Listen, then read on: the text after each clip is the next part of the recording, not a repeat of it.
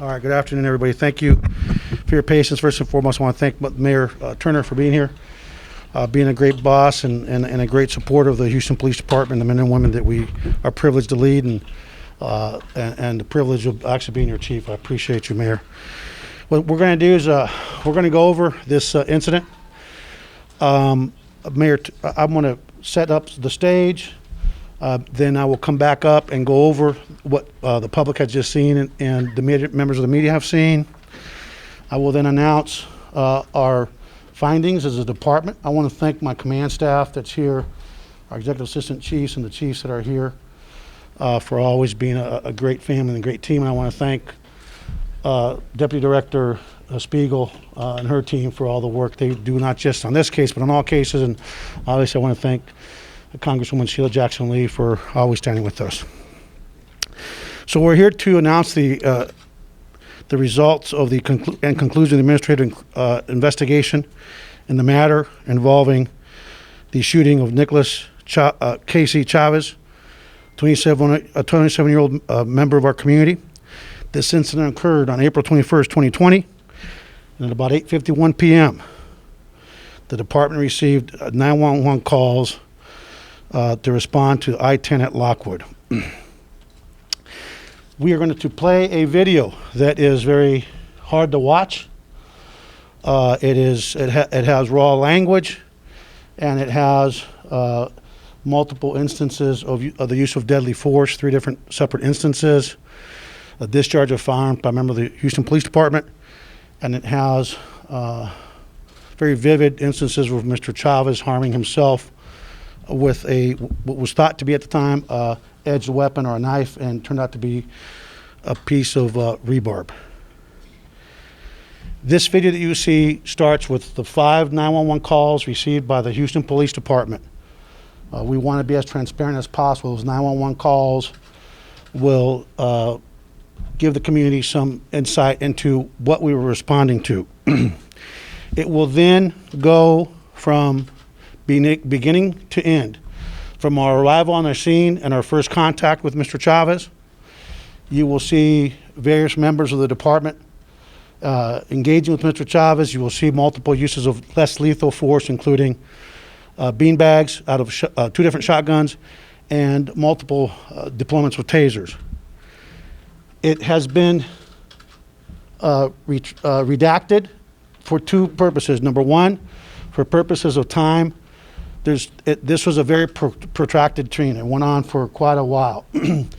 So what we have done is we've edited parts where there was nothing going on, but what the community will see is what led up to every discharge of less lethal, and you will see every discharge of lethal, which means gunfire, by members of the Houston Police Department.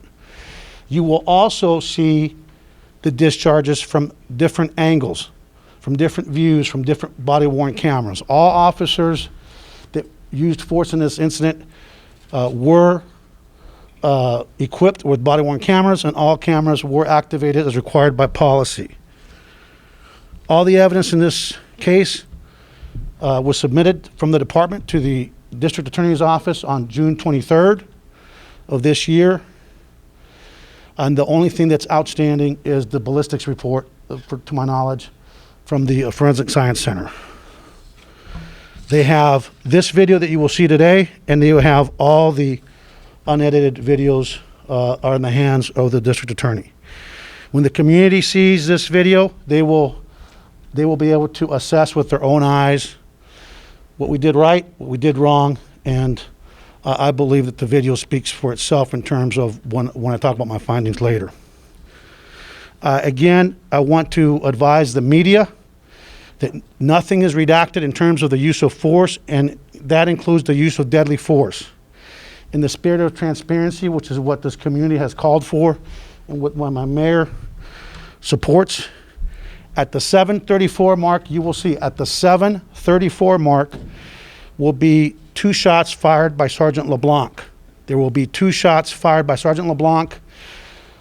So it's important for the community to know, the media, that if you're going to be doing this live, you need to bleep it at 7:34 if you have a delay. And there will be other angles each time. So until you see us clear, you'll be seeing the same use of force more than once.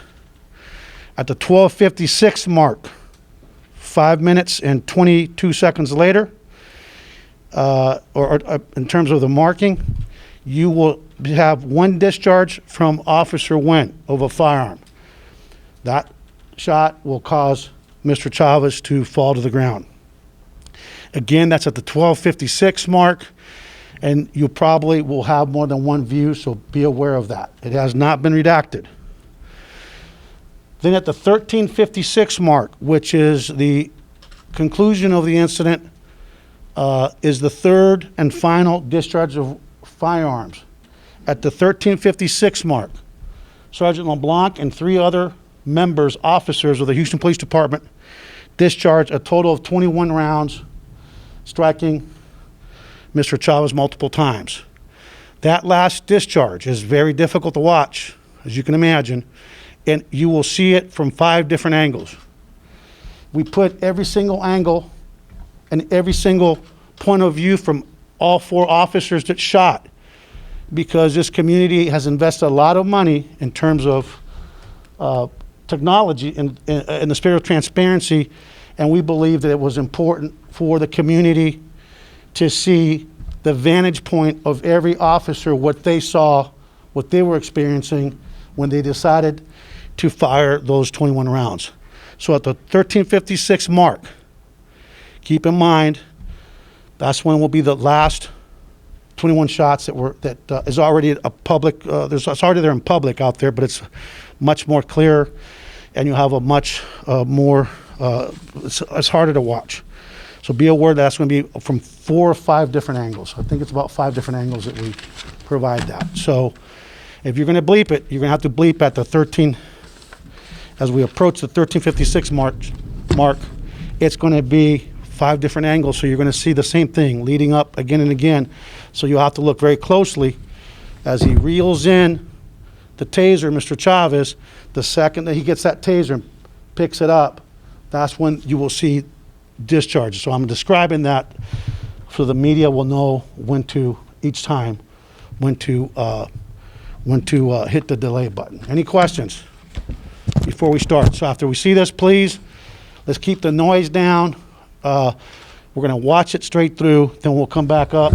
I will walk the community and everyone in here through the investigation and our findings and our rulings, and then the mayor will make some comments, and then we'll open it up to questions. Keep in mind that we have an active case, criminal case, that is pending before the district attorney's office, and we will be limited in what we talk about because that's out of my lane and it's not in the DA's office lane, and I'm going to allow those questions to her, okay? All right, thank you very much. Houston Police Chief Art Acevedo. I'd like to update you on an officer-involved shooting incident that occurred on April 21st, 2020. But first, a word of caution. The videos you are about to see are graphic and may be difficult to watch. In addition, these videos contain strong language and viewer discretion is strongly advised. Following several 911 calls, officers were advised just before 9 p.m. of a man in an apparent mental crisis.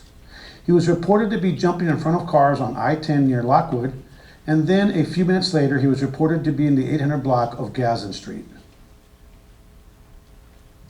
Houston, 911, any medical, police, or fire? Police? This is Haley. What is the address of your emergency? It's by I-10. We're on the freeway, and there was a man on the freeway, walked a little bit behind exiting Lockwood. Okay, what direction of travel were y'all on, going towards or away from downtown? Towards downtown. And he was on the freeway? Yes. Houston, 911, any medical, police, or fire? I believe police, ambulance, or whatever you have Someone police and medical, and I'm being transferred to medical, let's send police too. Houston Burn Medical, what location? I'm off of I-10, before you get to Lockwood, going to downtown. There's a man in the freeway, and I don't know if a car hit him already or what, but there's a guy screaming in the freeway, and we almost hit him. Is he on the freeway? Yes, sir. Come on. Please, for 911, do you need medical, police, or fire? No, I need police. I'm on I-10. There's a guy trying to jump in front of cars. He's taunting cars. He's throwing himself in front of cars. I'm going towards downtown. He just crossed over. I tried to stop him, and he crossed over to the other side. It looks like he was having a mental breakdown. He just kept trying to throw himself in front of cars. He's for 911, do you need medical, police, or fire? Police. This is Erica. What's the address of your emergency? Well, it's not my address, but I'm at Garden Street, and 2 houses down across the street, there's a guy yelling and screaming and jumping over fences, and I don't know what's going on with him. What are you screaming to what? I don't know, he was in my front yard, and I poked my head out, and he's saying something about his wife to this woman or something, and he So he's also jumped going to over. people's front yards? Huh? He's also going to people's front yards? Yeah, he's been in my front yard, the neighbors. Are you aware of, or does he appear to have any mental issues? I don't know. Any weapons? I'm unknown. He said 911. Do you need medical, police, or fire? Police. What are you reporting? Honestly, there's a guy who I was hearing noises. I was hearing my dogs bark, and I go outside. It's a guy with a metal, like a metal tube of some sort. He's bleeding. He was bleeding. He left. He seems a little crazy, to be quite honest with you, but he was in my backyard, and I believe he broke the water slide or whatever. He left already, but he was bleeding, and he kept saying something about he's being innocent. But I just heard him drop the metal pipe. He's somewhere near the restaurant that's been closed down. Right here, I hear the metal pipe. Multiple officers responded and found Mr. Chavez armed with a metal object. He was distraught and apparently suicidal. Officers first tried talking with him. When that proved unsuccessful, they then deployed their soft impact weapons, which are bean bags fired from a shotgun, and tasers in an effort to stop him from harming himself. Calm down, man. We're Calm gonna down. approach him. He's having some type of crisis or something. Not sure if you can keep the air minimized. He's holding on to something. 725. What was that location? Jason by the restaurant. Hey, somebody get your taser out. Get your taser out. Hey, bud. Hey, bud. We're here to help you, man. We're here to help you, bud. Who lied? Fuck you, too. What's going on, man?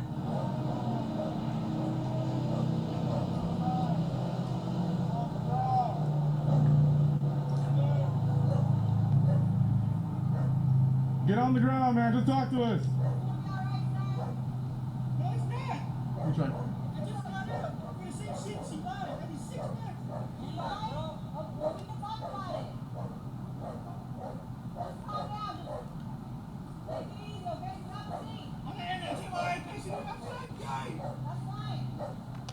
Come here, man. Just relax. You want to sit down? Just sit down.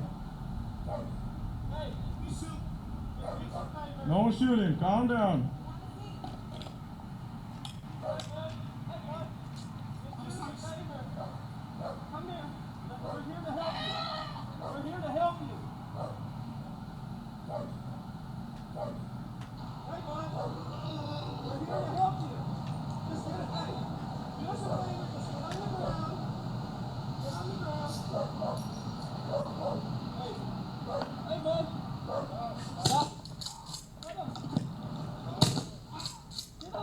Get on the ground now!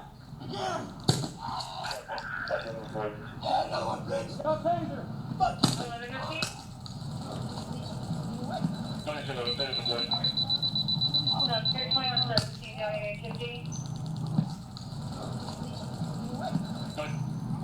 Calm down. Calm down. Stop doing that. Calm down. Sit down. Stop cutting yourself, man. Relax. Relax, man. Relax. Calm down. Calm down. Sit down, man. Just relax. Talk to us.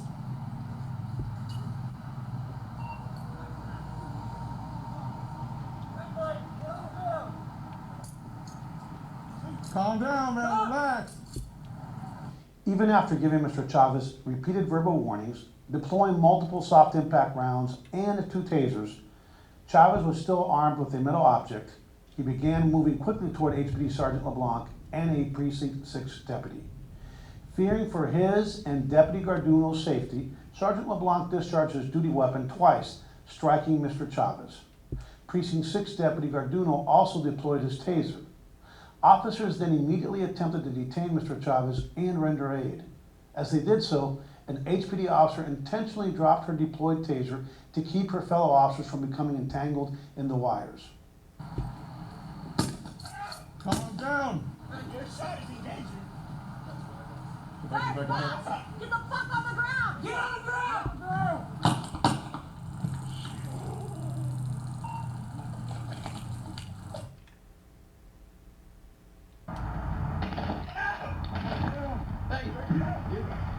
I got you, brother. I got you.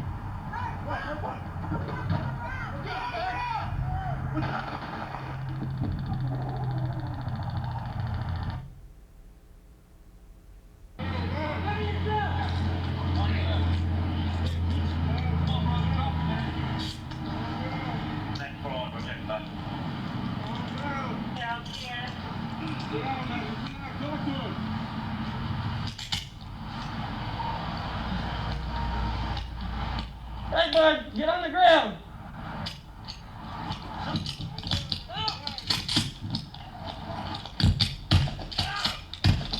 Hey,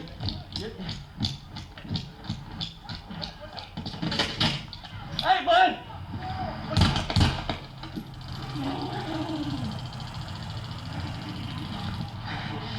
Shit. 707, shots fired. Sir, stop! Get the fuck on the ground! Get on the ground!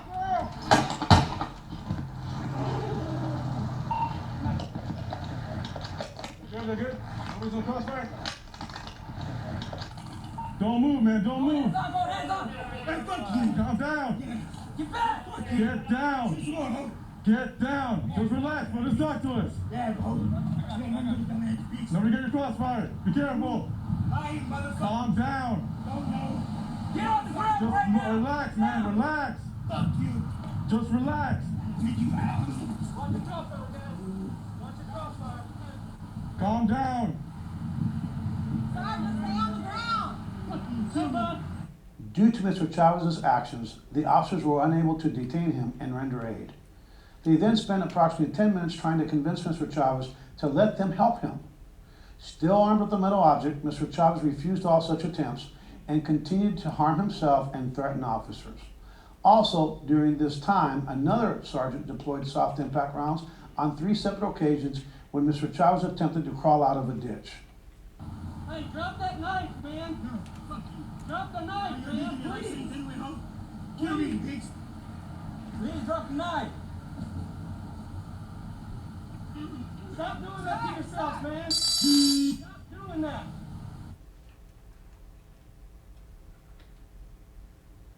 Hey, we're here to help you, bud. Just please comply with us. Please comply. Just Fuck you, kill me, bitch! He's got the knife. Just calm down, man. 2014-13. Don't get up. Do not get up.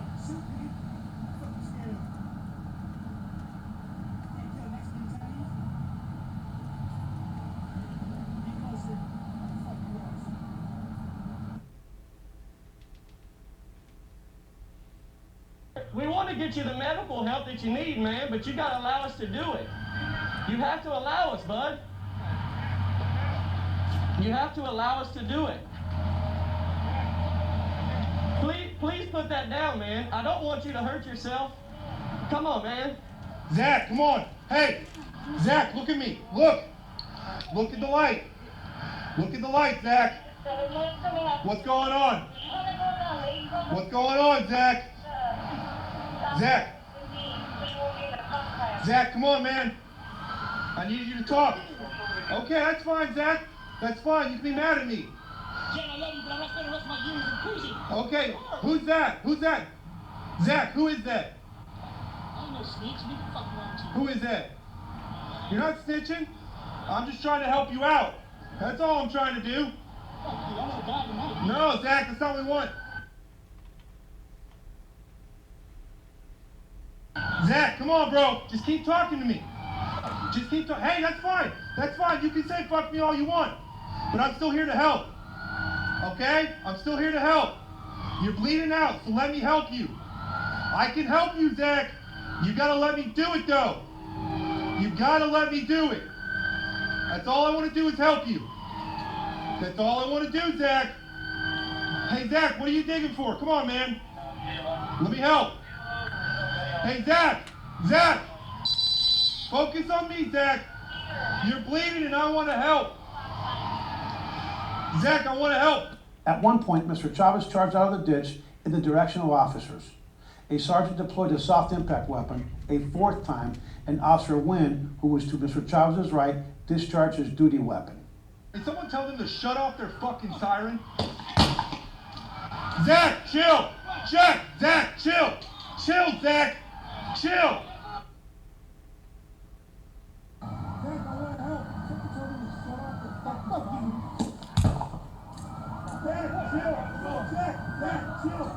Officers continued to give Mr. Chavez verbal commands, but he did not comply. He threw the piece of metal he had been holding in his hand in the direction of the officers and then grabbed the wires of the taser that was lying on the ground.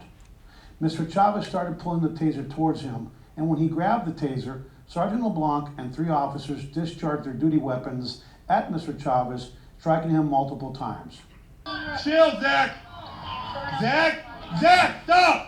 Zach, stay on the ground! Zach! Stay on the ground! Zach! Guys, crossfire now. Everyone lower your guns. You guys are at a crossfire. Lower your guns and start circling around to help them out.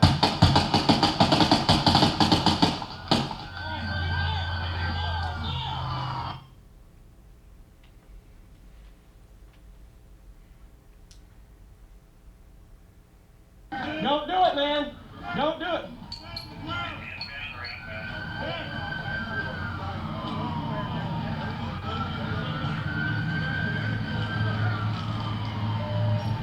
No, don't do it.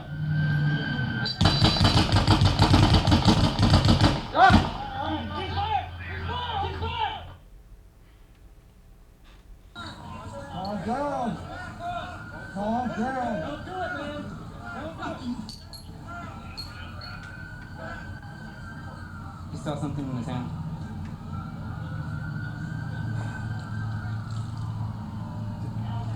Don't do it. Doesn't have. Cease fire! Cease fire!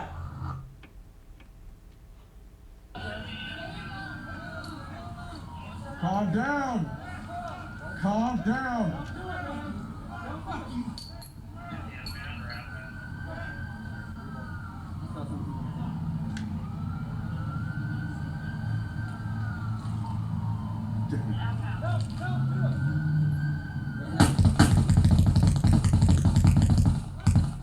Cease fire! Cease fire! Right on the other side of this car. Okay. Try to hold up the gun. Which one? On the Peter Road or is it okay on Side Street? On the Peter, at the Peter East Freeway at the stop sign. Okay. Inbound or outbound? Everybody line, stay line, stay line! Oh, to me, yes, please. Is someone else already advised that? Inbound or outbound?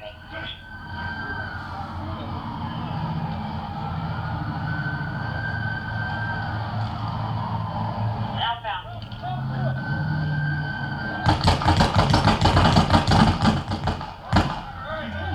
She's on fire!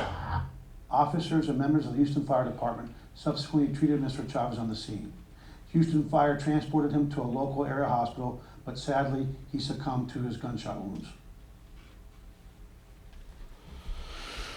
Okay, I'm going to walk you all now through the sequence of events. The first, the Houston Police Department shot a total of 24 rounds in this incident.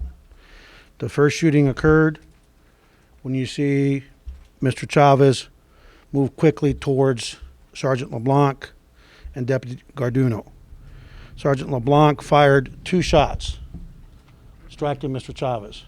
Those 2 shots, the department, myself, and the chain of command, we consider those 2 shots to be objectively reasonable.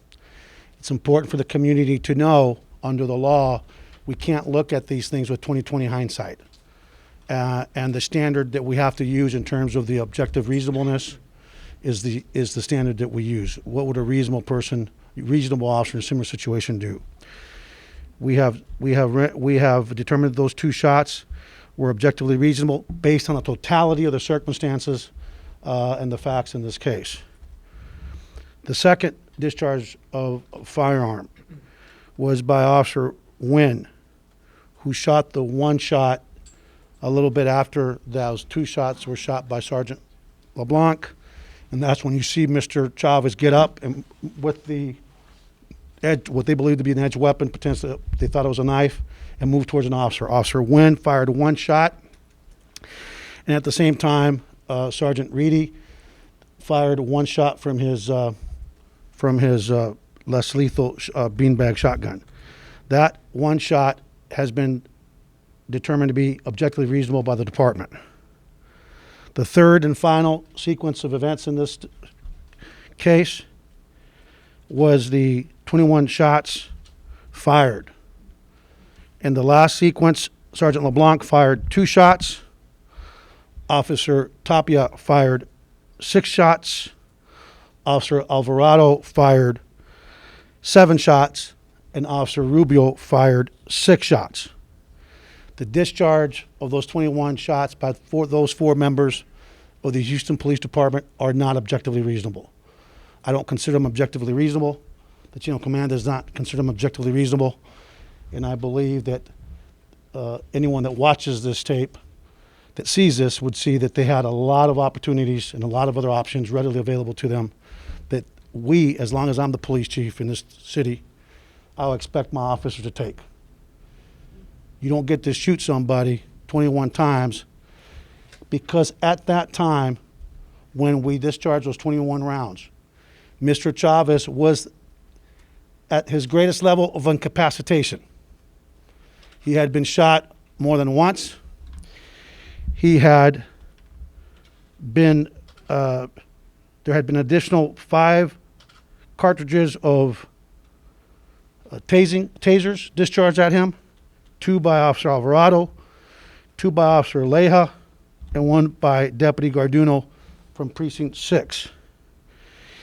We had also deployed a total of 6 beanbags from Sergeant LeBlanc and 4 beanbags from Sergeant Reedy. Again, we have concluded that the last barrage of rounds, the 21 rounds, are not objectively reasonable based on the totality of the circumstances in this case. The autopsy results. The medical examiner has identified total 24 rounds were shot. He has identified 29 total wounds, which includes entry and exit. Okay? A total of 29 wounds, entry, and exit. These wounds consist of skip rounds, bullets, fragments entering and exiting. So keep in mind that a lot of those wounds are from Mr. Chavez was basically on the ground when that last shooting sequence occurred.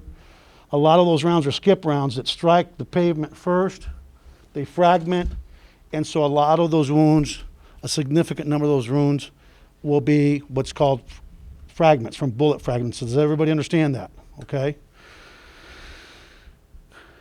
A total of 22 slugs and fragments were recovered, and I don't have the breakdown of the slugs.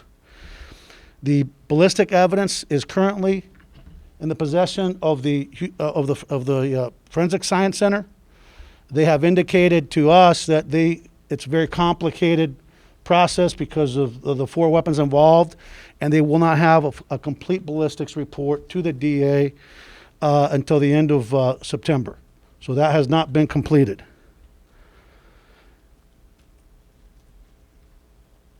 So we still haven't they still haven't figured out which bullet struck from which weapon.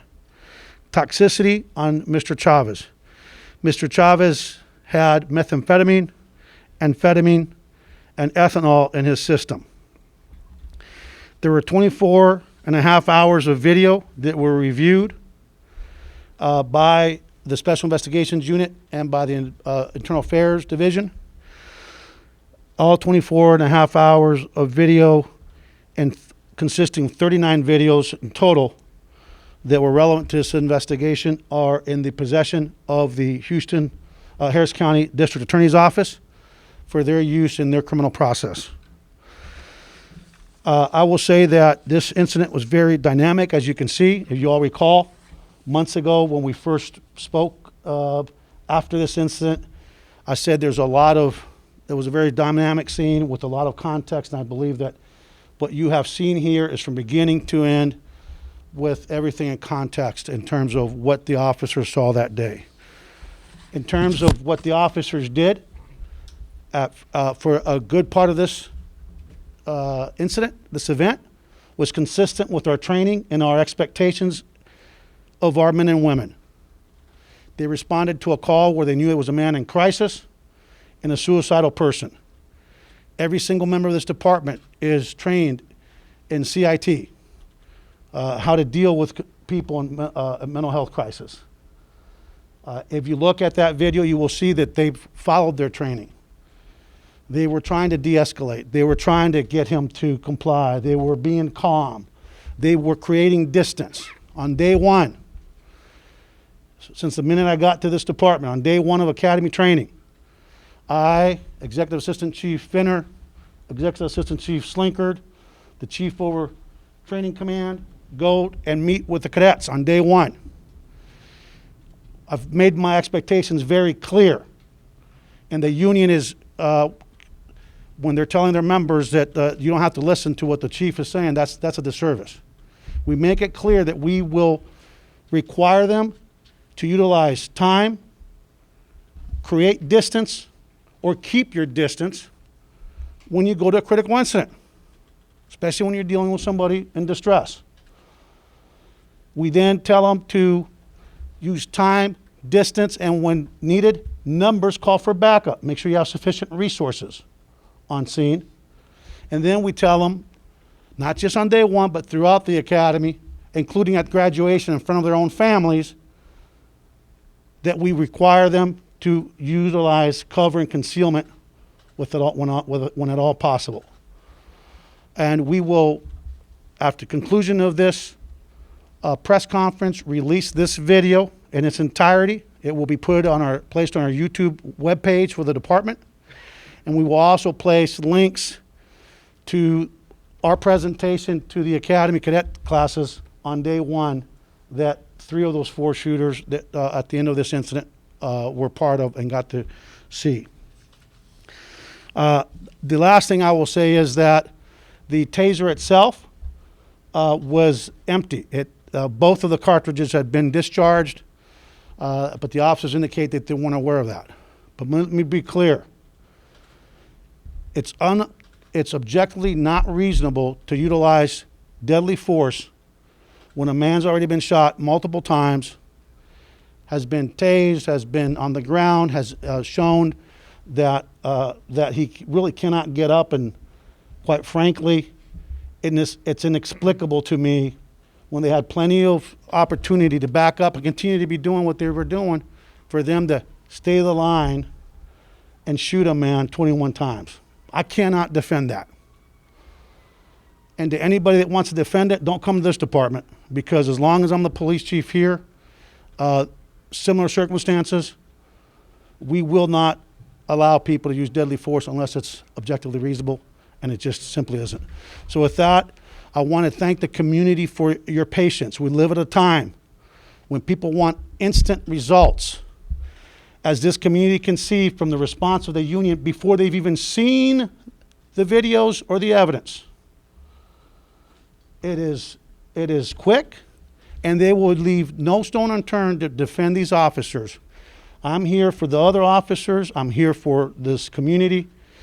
And it's important for the community to remember that process matters, and we wanted to make sure we followed the process, because the one thing that I do not want to do as a police chief representing the best interest of the men and women of the Houston Police Department and the community that we serve and the city that employs us is to cave in and not follow a process. And next thing you know, we lose an appeal that all 4 have already filed appeals. At the disciplinary review hearing, the officers read a statement that you will get in these disciplinary memos, and I'm going to turn it over to the mayor, and then we'll go over questions. They read written statements to me and the chain of command, and then they waived additional questions. I can just say that I had a lot of questions, and I don't see very many good answers for those questions. And we plan to vigorously defend our decision as a police department in terms of this incident and ask the questions that we didn't get to ask earlier. And so with that, I want to turn it over to my boss, Mayor Turner. And again, Mayor, thank you for your patience, and thank you for your courage that, unlike other cities where sometimes politicians worry too much about the politics, you trusted us to do our job. And I think it's that Harvard education with your law degree that you understand that process matters, and that's what we followed here was our process. Thank you, Mayor.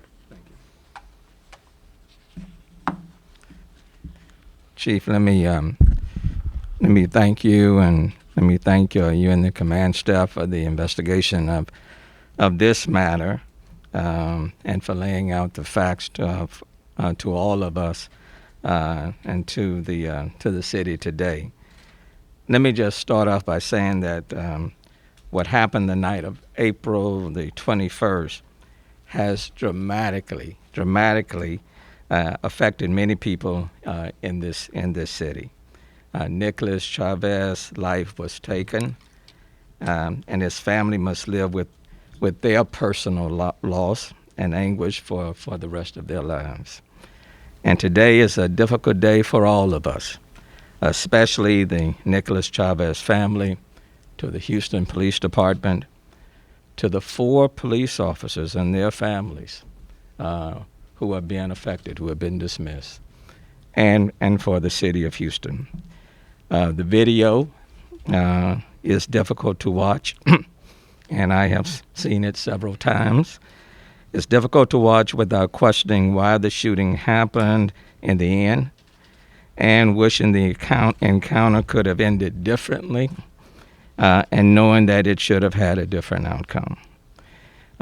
It was roughly a 15-minute or so encounter, and for almost the entire time, I cannot fault the police officers for what they did. But in those final seconds, when deadly force was used, I have, as mayor of this city, asked several questions. Did Mr. Chavez pose an immediate threat to any police officer or to the general public? What weapon or instrument did he have that could have posed an imminent threat to the officers or to the general public? And if Mr. Chavez had a taser in his hand, would that have justified the use of deadly force? And those questions I have asked over and over and over again. And in this case, I have concluded that there was no imminent threat to any police officer, and they could have returned home to their families. And I've said that many times. I want police officers to do their jobs. I recognize that their jobs every day is a difficult one, and at the end of the day, I want each and every one of our police officers to return home to their families. There was no threat to the general public, and Mr. Chavez only posed a threat to himself. And he too could have lived and could have gotten the help that he desperately needed. I have the responsibility as mayor of this city, of representing the entire city, every single person that live in our city, classified, police officers, firefighters, municipal workers, and the 2.3 million Houstonians. And when employees follow the policy and the rules and do things that are right, as mayor, I will stand with each and every one of them. Even in the midst of criticism, I will stand with you. But when employees fail to follow the policy and they don't do things right, we have to call them things as they are. And I have concluded that the shooting was not justified in this case, the shooting at the end. And that's unfortunate. And the dismissal of the 4 officers in this particular case is warranted. The city has roughly 5,300 police officers, and 99.9% of them do an incredible job each and every day. We fully recognize that they put their lives on the line each and every day. And since I've been mayor, some have died in the line of duty.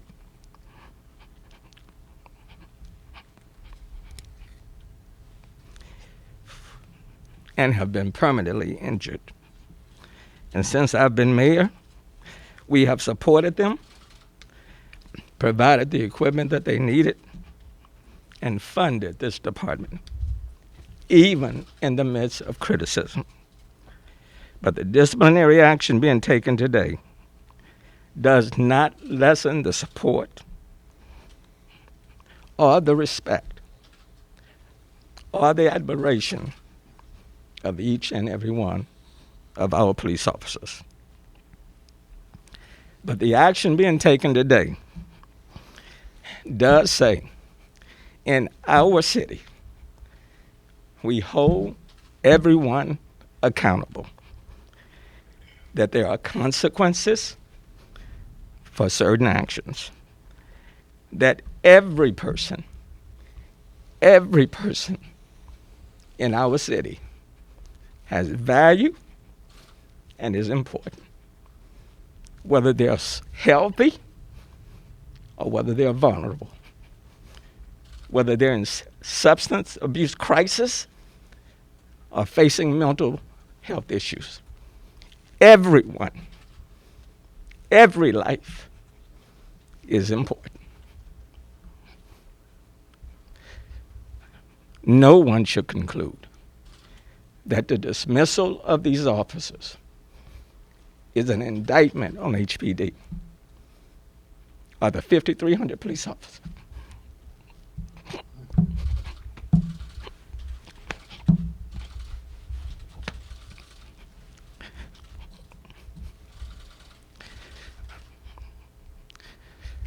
But when you are wrong,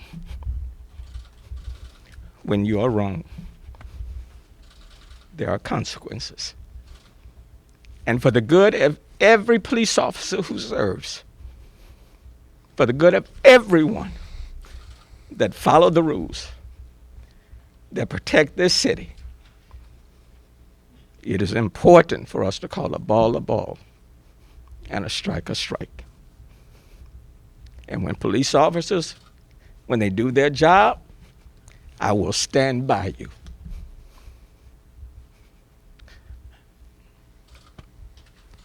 But when you fire, like in this case in the end, when there was no imminent threat, then accountability must take place in order for our city to move forward. And that's what's happening here today. It's not an easy matter, and it's difficult for all of us.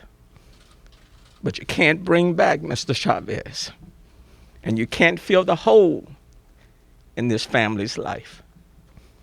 But we can move forward, in spite of our pain, to work together to heal our city. and that's what we're doing today. Thank you, Mayor. I don't think anybody could have said it. It is a sad day. The day of this incident, Chief Finner and I were able to express our condolences to Nicholas's mom, his wife, and I was able to express my condolences to his dad when he came to see the video. And the pain that the mayor feels, we all feel because we failed. And it's not fun to fire 4 officers, but it's what we do. This profession comes with scrutiny, and we've got to call them as we see them. And I can just tell you that the fact that you let us do our job and trust us to do our job just means the world to all of us, and we thank you for your support.